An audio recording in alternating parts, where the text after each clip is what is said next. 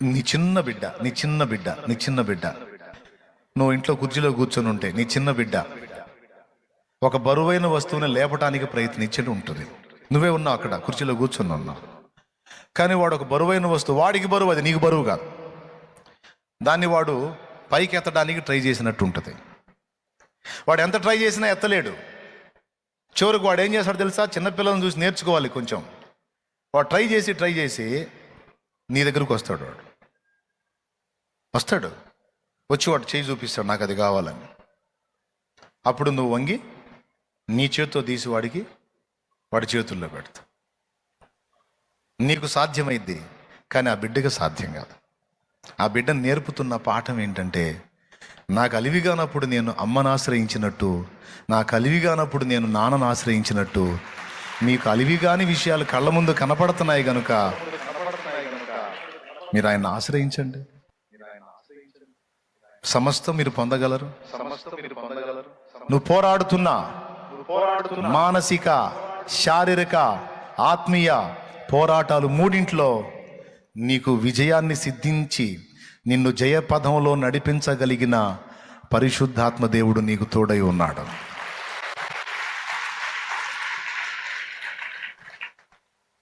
ఓకేనా? పరిశుద్ధాత్మ మన మీదికి రావటం, మనలో నివాసం ఉండటం ఎందుకు అవసరం అంటే, ఆఖరి మాట చెప్పి ముగిస్తున్నాను నేను. ఈ శక్తులు, ఈ బలాలు, ఈ ప్రభావం అంతా మనకి ఎందుకంటే, ఈ లోకంలో మనం ఒట్టిగా లేం.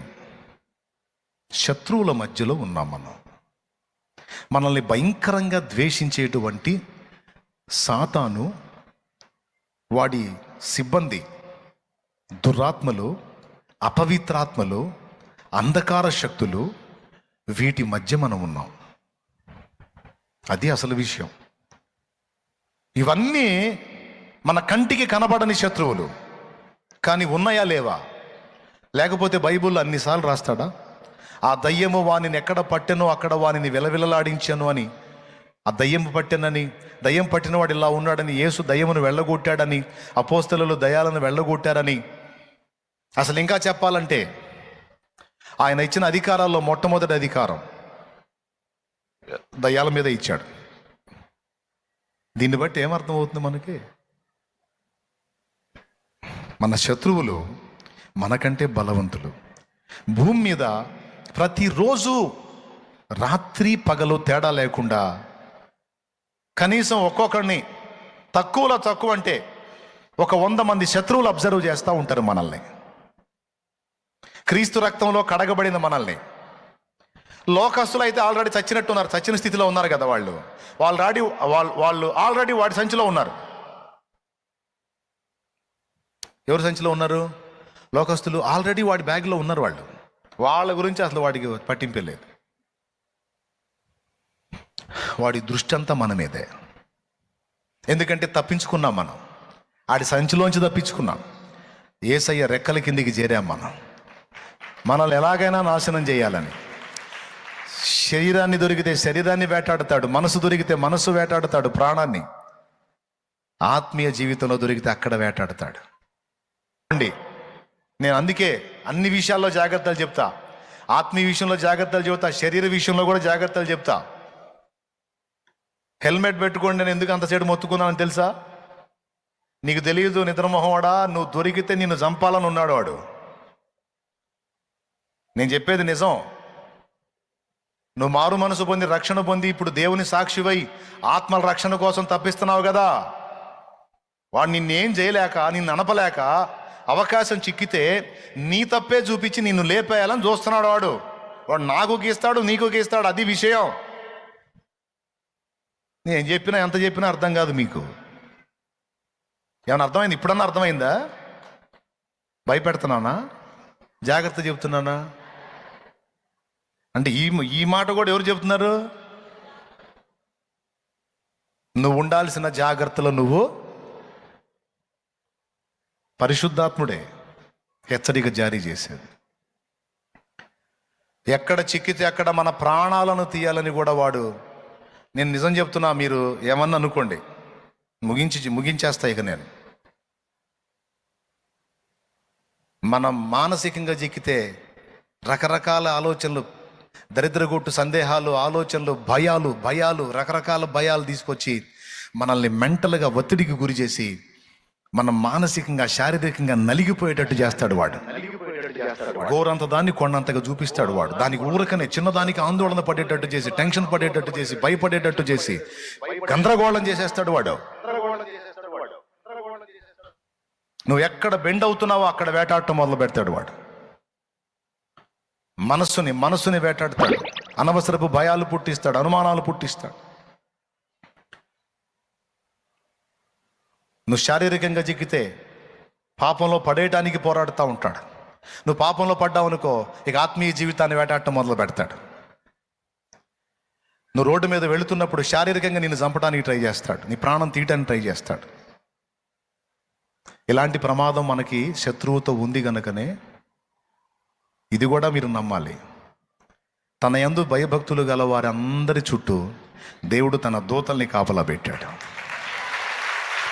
మారు మనసు పొంది బాప్తిస్మం పొంది క్రీస్తు రక్తంలో కడగబడిన ప్రతి పరిశుద్ధునికి దేవుడు తన దూతల కాపుదల ఇచ్చాడు. చాలాసార్లు నువ్వు గండాల్లోంచి బయటపడటానికి కారణం దేవుని అద్భుతమైన కాపుదల. దూతలే నిన్ను సేవ్ చేశారు. లేకపోతే ఎప్పుడో నీవు ఎదుర్కొన్న ప్రమాదాల్లో గతంలోనే అవుట్. కానీ అలా జరగకుండా నువ్వు మళ్ళా లైన్లో ఉన్నావంటే దేవుని కాపుదల, అద్భుతమైన కాపుదల ఇన్ని సంవత్సరాలు నిన్ను ఆవరించి ఉంది. మాంత్రిక శక్తులు నీ మీద ప్రయోగాలు చేసేటట్టు చేస్తారు వాడు. కొంతమందిని నీకు శత్రువులను చేసి వాళ్ళ మనసులో నువ్వు నాశనం కావాలనే ఆలోచనలు పుట్టించి వాళ్ళు డబ్బులు పెట్టుబడి పెట్టి మరీ నిన్ను, నీ కుటుంబాన్ని నాశనం చేయడానికి మాంత్రికులను ఆశ్రయించేటట్టు సైతాన్ రేపుతాడు.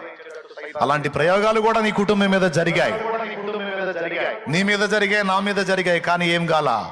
కారణం దేవుని అగ్ని ప్రాకారం.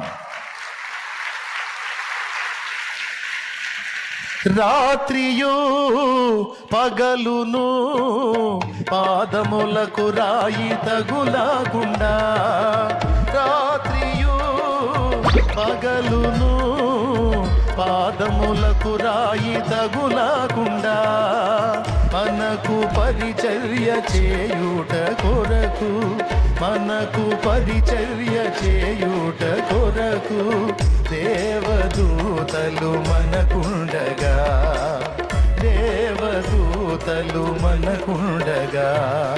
ఆనందయాత్ర ఇది, ఆత్మీయ యాత్ర. యేసుతో నూతన యెరూషలేము యాత్ర. మన యేసుతో నూతన యెరూషలేము యాత్ర, ఆనంద యాత్ర. దేవునికి మహిమ. మళ్ళా నిన్ను లేపాలనుకున్నప్పుడు నీ తప్పే చూపించాలా వాడు. మళ్ళీ నువ్వు నీ నిర్లక్ష్యమే చూపించాలా, లేకపోతే దేవుడు ఊరుకోడు. అర్థమైందా? వాడు డైరెక్ట్గా వచ్చి నిన్ను వేసేయడానికి లేదు. అందుకని నువ్వు నిర్లక్ష్యం చేసే విషయాలు కొన్ని ఉంటాయి, వాటిని నిర్లక్ష్యం చేసేటట్టు చేస్తాడు. నిద్ర నిర్లక్ష్యం చేసేటట్టు చేస్తాడు. నిద్రపోదు, కూర్చొని ఆలోచిస్తూ ఉంటుంది. నైట్ నిద్రపోయే టైంలో కూడా ఆలోచించి చించేదేం లేదు. అయినా సరే కూర్చొని ఆలోచించి చిన్నగా రిపోర్ట్లు వస్తుంటాయి, ఫలానా కంపెనీ రోగం వచ్చింది అని. రోగం రాకముందు ఆలోచించి రోగం తెచ్చుకుంది, వచ్చిన అక్కడి నుంచి ఇక రోగం చూపించి ఇక మళ్ళీ ఆలోచించడం మొదలుపెట్టి చివరికి రోగం ప్రమోషన్ పొందిద్ది. క్లైమాక్స్లో నాకు ఫోన్ వచ్చిద్ది, పెట్టి తీసుకొని రండి అని. ఎందుకు? ఏమా? నిద్ర నిర్లక్ష్యం చేసేటట్టు, ఆహారం నిర్లక్ష్యం చేసి. దేవుని వాక్యం ఉండనే ఉంది. ఒరే, నువ్వు నన్ను నమ్మితే కలవరం తీసేరా బాబు, విశ్వసిస్తున్నావా? అట్లయితే విశ్రాంతిలో ఉండు, నేను ఉన్నాను కదా నీకు అన్నాడు ఆయన. ఏది ఎలా జరగాలో నేను జరిగిస్తారా బాబు, నా ఆలోచనలు మించి ఏది పోదు, నువ్వు నాకు వెళ్ళి చూడరా, నాకు మొర్రపెట్టరా, నాకు చెప్పురా, ప్రతిదీ వదిలేసేయంగా అన్నాడు. సరే సరే ట్రయా దేవుడు అనుకోండి, ప్రభు స్థానం అనుకోండి. ప్రభా, ఇవాళ శాల్యమన్న చేత కూడా బాగా గద్దించి చెప్పావు ప్రభా, ఇంకెయ్యి పెట్టుకొని తండ్రి స్తోత్రం ప్రభా, ఇంకొద్దు, మొత్తం నీకే అప్పచెబుతున్నా, తీసుకో ప్రభా, తీసుకోపో. ఇంకా నేను ఆలోచించను ప్రభా, యేసు నామములో మొత్తం వదిలేస్తున్నా ప్రభా. హల్లెలూయా, హల్లెలూయా, హల్లెలూయా, హల్లెలూయా. ప్రభా, అబ్బాయి సంగతి అప్పచెబుతున్నా, అమ్మాయి సంగతి అప్పచెబుతున్నా, అప్పుల సంగతి అప్పచెబుతున్నా, రోగం సంగతి అప్పచెబుతున్నా, సమస్యల సంగతి అప్పచెబుతున్నా, జాబ్ ప్రయత్నం అప్పచెబుతున్నా, మొత్తం అప్పచెబుతున్నా ప్రభా. యేసు నామములో అడుగుచున్నాం తండ్రి, ఆమేన్. అన్నీ అప్పచెప్పాడు కదా, ఇప్పుడు ఎట్ట పోవాలా? ఇట్లా పోవాలా? యేసు నామములో అడుగుచున్నాం తండ్రి. అయిపోయిందా? నువ్వు మొయ్యలేవులే ప్రభా. ఇట్లాంటి సోదరులను ఏం చేయాలా? ఏమండి, మిమ్మల్ని కాదులే, ఆయన మీ చింత యావత్తు మీ నెత్తిన పెట్టుకోండి అన్నాడా? ఉందా లేదా? నా మీద ఏంటంటే అర్థమైంది, నాకు ఇవ్వండి, నాకు అప్పచెప్పండి. ప్రార్థనలో మోకాళ్ళు వేసి, ఇప్పుడు నేను చెప్పాను కదా, ఇంటికి పోయి ఆవేశంగా చేసేది అదే, మొత్తం అప్పచెబుతున్నా ప్రభా. అప్పచెప్పినంతసేపు అప్పచెప్పి మళ్ళీ తీసుకొని సంకలో పెట్టుకొని తిరుగుతూ ఉంటారు. తిక్కలోళ్ళు అండి, తిక్కలోళ్ళు. ఈ తిక్కలోళ్ళని చేసేది కూడా వాడే. ఏంది, నువ్వు ప్రార్థన చేయగానే పోయినాయా సమస్యలు? ఆ చెప్పినోడు అంతే చెబుతున్నావు, నువ్వు కూడా అంతే చేస్తున్నావే. అట్ట కాదు, నువ్వు ఆలోచించాలి. ఎట్టా ఆలోచించు, ఎట్లా ఎట్లా అని చిన్నగా తవ్వకాలు మొదలుపెట్టి, నిజంగా ఎట్టా? నిజమే, ఏదో రెండు మాట్లాడట అనగానే దేవుడు చేసేస్తాడా?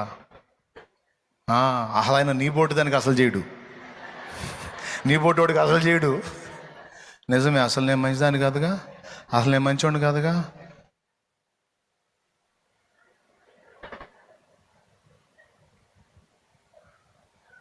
నువ్వు మంచిదాని అని ప్రాణం పెట్టాడా?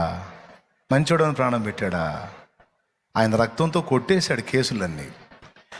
ఆయన కొట్టేసిన కేసులన్నీ మళ్ళీ ముందు పెట్టుకొని దరిద్రపు చేష్టాలన్నీ చేస్తూ ఉంటాను, సోది ముఖం వేసుకోండి. నేను చెప్తున్నాను, నాకు అప్పచెప్పేసి వదిలేసి నన్ను నమ్ముతున్నా, విశ్వసిస్తున్నావు కదా అంటే, ప్రభా విశ్వసిస్తున్నాలే కానీ నేను మంచిదాన్ని కాదు ప్రభా. మరి నువ్వు అంటే మంచిదానివి కదా, పొరపాటు పడ్డావా, సరే ఒప్పుకున్నావుగా, పాపాన్ని క్షమించాను అనేది కూడా నువ్వు విశ్వసించాలి. అదే నమ్మలేకపోతున్నాను ప్రభా. ఎందుకంటే నాలాంటి దాన్ని అసలు ఎట్ట క్షమిస్తావు ప్రభా నువ్వు? ఇది ఎట్లాంటిదంటే బోన్లో నిలబడి జడ్జిని అడినట్టు ఉంటుంది. ఆయన క్షమాభిక్ష పెట్టాడు, ఏదో వదిలేశాడు, కేసు కొట్టేశాడు. కేసు కొట్టేసినప్పుడు పండగ చేసుకొని పోవాలా, అక్కడే నిలబడి అసలు ఎట్లా కేసు ఎట్లా కొట్టేస్తారు సార్? అసలు ఎట్లా కొట్టేస్తారు? నేను ఫుల్ తేడా అయితే, అసలు కేసు కొట్టేసావంటే నువ్వు తేడా, ఎరా నేను తేడా, పోనీలే పాపమని కేసు కొట్టేస్తే నేను తేడా, ఏంటి నేను తీసుకెళ్ళి లోపల అంటాడు. చాలామంది అంతే చేసుకున్నారు, కొట్టేసిన కేసులు మళ్ళీ తిరగదవ్వించుకున్నారు. మనుషులు కాదు మనం, దేవుడు వదిలేశాడండి, తీసేయి. నువ్వు అడిగావు, క్షమాపణ కోరుకున్నావు, దిద్దుకున్నావు, కథం. ఇంకా అది ఆయన వీపు వెనక పడేశాడు, ఎప్పుడు చూడదానికి వెళ్ళి. వాటికి వెళ్ళి చూసే దరిద్రుడు ఒకడు ఉన్నాడు, వాడు సైతాను. వాడు ఆయన వీపు వెనక పడేసిన సరుకంతా తెచ్చి నీ ముందు పెడుతుంటాడు వాడు. అప్పుడు నువ్వేం చేయాలి తెలుసా? వాడు అవన్నీ తీసుకొచ్చినప్పుడు యేసు రక్తం పోస్తూ ఉండాలి దాని మీద. తేరా ఇంకా తెచ్చుకోరా, బస్తాలు బస్తాలు తెచ్చుకో, మొత్తానికి యేసు రక్తము చాలు.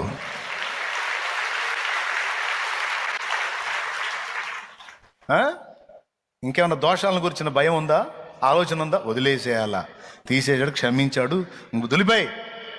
నువ్వు పరిశుద్ధుడివి, పరిశుద్ధురాలివి, కడిగాడు, నూతన పరిచాడు, నిన్ను క్రొత్త జీవితంలోకి తెచ్చాడు. ఫిక్స్ అయిపో అంతే నువ్వు.